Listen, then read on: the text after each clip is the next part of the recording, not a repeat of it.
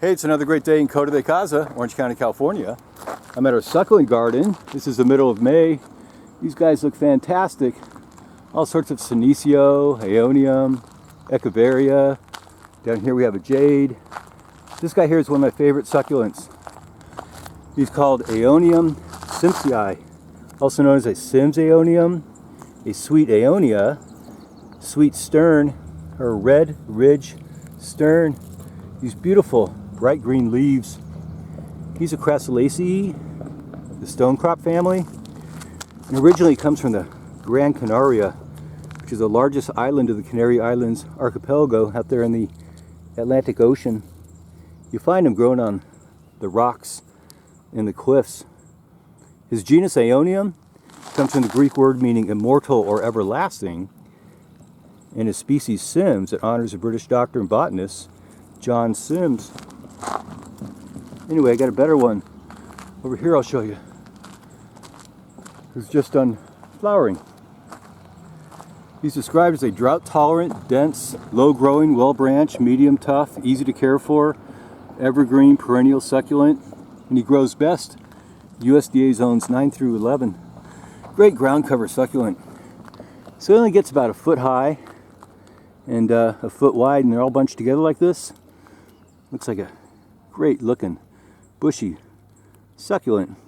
Prefers dry conditions, but he thrives when you water it very sparingly. He's a lot hardier than our other Aeoniums. He could tolerate moderate frosts and cold spurts down to 20 degrees Fahrenheit. So his leaves here, it's this big mass dense of rosettes. They get about 8 inches across, and they bunch together to make a really cool looking bush. They're bright green. See how I'll pull one off. Bright green, little strap shaped, pointed at the top. Sometimes you get little vertical lines of maroon or different colors running up the surface.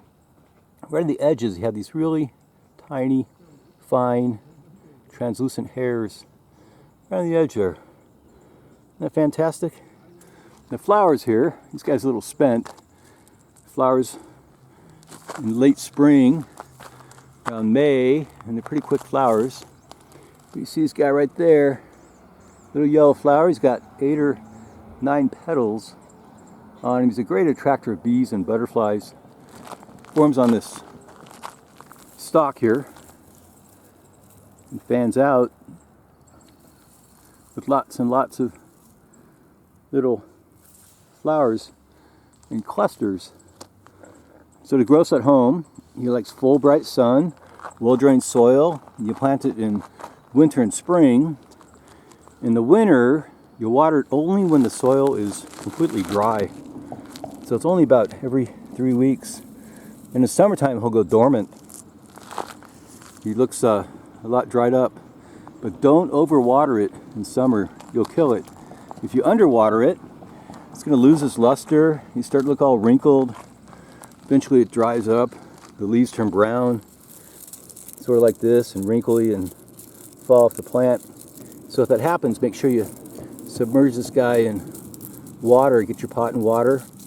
Get that soil all wet and moist. But at the same time, if you overwater it, it might be fatal to your plant. You give it root rot. Overwater it, the fungus and the bacteria grow down here, and you get inside the root, start to eat away at it, you get root rot.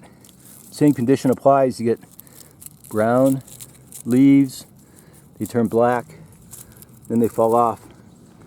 And there's really no cure for root rot, so pretty much you got to dig up your plant, try to clean off the roots if you can, but if you can't, take some stem cuttings and just repropagate it like you would a normal succulent, your other Aeoniums.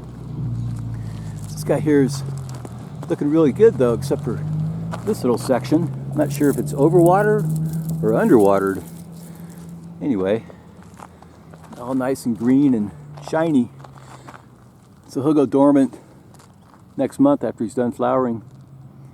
And you can take seeds here, right here, tiny, tiny little seeds with kind of like a feather on top. Help blow it in the wind.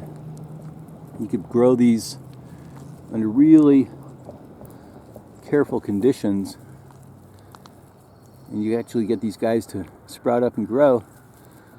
So he's really not that common, so I really like to have them up here in our garden, called Aeonium simsii, up here in Coto de Caza.